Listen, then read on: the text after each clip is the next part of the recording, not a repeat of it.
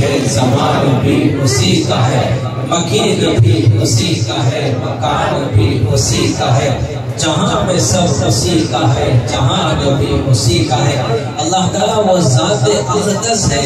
جس نے آسمانوں کو بغیر ستون کے کھڑا کیا، تو پھر بے صاف تھا، اندر سے ایک آواز آتی ہے، اللہ اللہ اللہ اللہ اللہ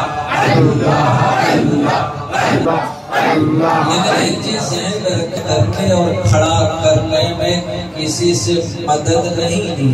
نہ وہ کسی کو محتاج ہے۔ اللہ تعالیٰ وہ ذات اقدس ہے کہ جس نے بڑے بڑے پہاڑوں کو پیدا فرمایا اور ہر پہاڑ پر مختلف قسم کے نباتات، جمادات اور بہت کچھ اللہ تعالیٰ نے پیدا فرما کر اپنی قوت کو، قدرت کو ظاہر کر کے ہم سب کے لبوں کو، دلوں کو بے قرار جو کیا ہے، دنیا کی فکروں میں اس کو آزاد کرنے کے لیے ایک بہترین عمل عطا کیا ہے کہ الا بذکر اللہ تطمئن القلوب۔ ان تمام چیزوں پر اپنی نظر رکھو، پھر بے قرار دل کو قرار پانے کے لیے کثرت سے میرے نام کا ذکر کیا کرو، اللہ اللہ اللہ اللہ اللہ اللہ اللہ اللہ اللہ اللہ اللہ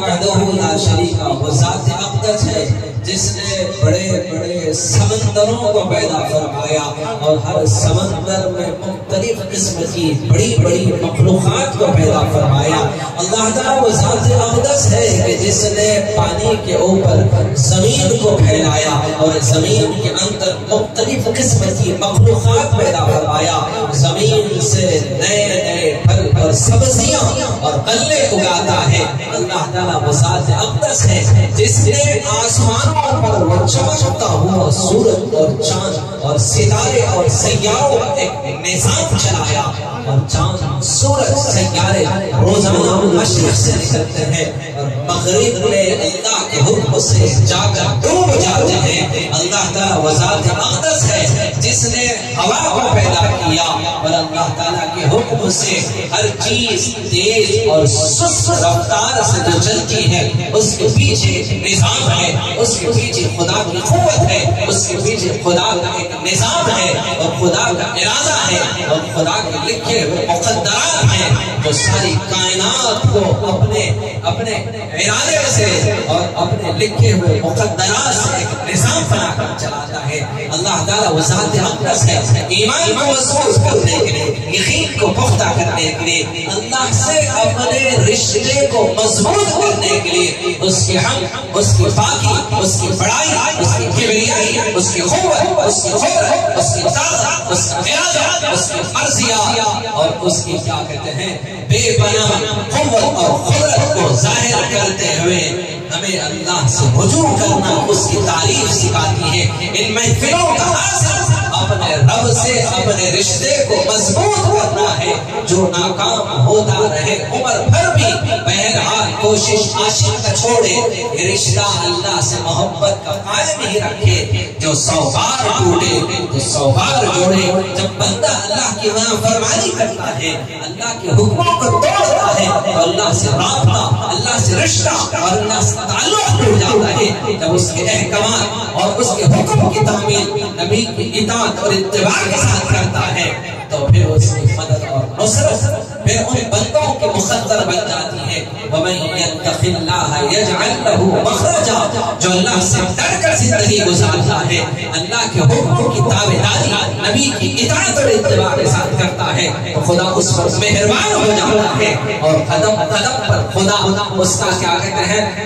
مددگار بن جاتا ہے، اس کی رہبری اور رہنمائی کرتا ہے، اسے اس منزل پر پہنچاتا ہے جہاں پر اس کے مقدر میں جو لکھا ہے وہ رب سے جو مانگتا ہے خدا اس کو وہ عطا کرتا ہے، پھر اپنی رہبری رہنمائی کے ذریعے سے اسے اس منزل پر پہنچاتا ہے جہاں پر اس کے مقدرات لکھا ہے۔ پھر وہاں پہنچنے کے بعد پھر وہ فکر مند ہوتا ہے کہ پھر اگلا مرحلہ اب میری روزی روٹی کا کیا ہوگا؟ تو میرا رب کہتا ہے وَيَرْزُقْهُ مِنْ حَيْثُ لَا يَحْتَسِبُ، ایسی جگہ سے رزق عطا کروں گا جہاں پر تمہارا گمان بھی نہیں جا سکتا ہے۔ اس سے پہلے منزلوں کو طے کرنے کے لیے ایمان ہو، تقویٰ ہو، اور اہل ایمان اور نیکوکاروں کی صحبت ہو۔ یا ایھا الذین آمنوا اتقوا اللہ، اے ایمان والو اللہ سے ڈرو،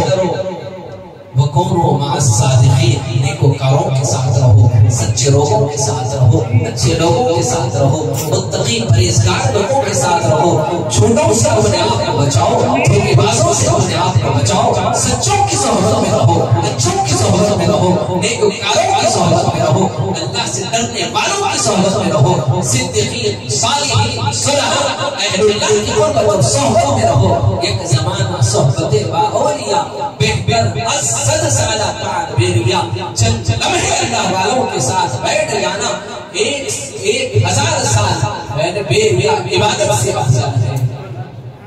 وہاں بیٹھنے سے توفیق ہوتا ہے، اللہ کا قرب حاصل ہونے کے لیے سبحان اللہ اعمال آتے ہیں۔ تو حقیقت یہ ہے کہ اللہ تعالیٰ وہ ذات اقدس ہے جس نے تمام مخلوقات کو بغیر کسی قسم کے نمونے رکھے پیدا فرمایا، اور کوئی چیز نہیں تھی۔ اللہ تعالیٰ نے تمام کی تمام چیزوں کو اپنے قوت سے، قدرت سے پیدا کیا۔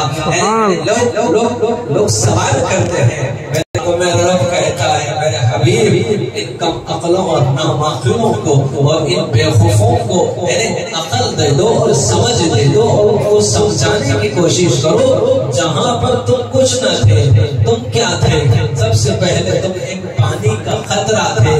خوشبودار نہیں، کوئی قیمتی خطرہ نہیں، گندا خطرہ تھے، بدبودار خطرہ تھے، ناپاک خطرہ تھے۔ جب جسم کو لگ جایا جاتا، کئی مرتبہ اس کپڑے کے حصے کو صابن سے دھویا جاتا، لیکن قربان ہو جاؤ وہی گندا اور ناپاک خطرے سے۔ خدا نے تم کو حسن بخشا، جمال بخشا، خوبصورتی بخشا، پھر خدا نے پھر اپنے فضل سے تمہیں وجود بخشا، پھر تمہارے اندر دیکھنے کی صلاحیت، سننے کی صلاحیت، بولنے کی طاقت، تمہارے وجود کے اندر اپنے ارادے سے ایسے نظام کو، ایسے سسٹم کو، اور ایسے کیا کہتے ہیں ارادے سے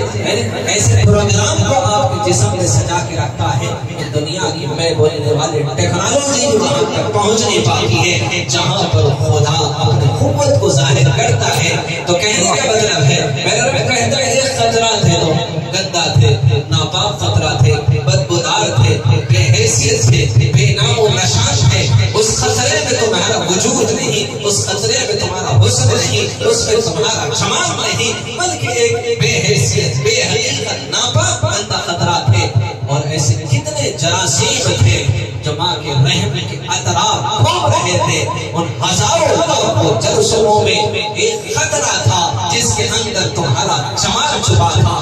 تمہارا وجود چھپا ہوا تھا۔ خدا اپنے فضل سے ماں کے رحم کے اندر اس کو منتخب کرتا ہے۔ جب اندر چلے جاتا ہے وہ خطرہ، پھر رستے کو خدا بند کر دیتا ہے، پھر اس کے بعد 40 دن تک اس خطرے کو منی کا خطرہ رکھتا ہے۔ 40 دن کے بعد اس خطرے کو پھر اپنی قوت سے، اپنی قدرت سے، اپنی طاقت سے، اپنے ارادے سے پھر اس کو خون کا خطرہ بناتا ہے۔ 40 دن تک منی کا خطرہ، 40 دن کے بعد پھر خون کا خطرہ، پھر 40 دن کے بعد گوشت کا لوتھڑا بناتا ہے۔ جب 120 دن ہو جاتے ہیں پھر اس کے اندر روح پھونکتا ہے، پھر وہاں سے خدا پھر اپنی کاریگری دکھاتا ہے۔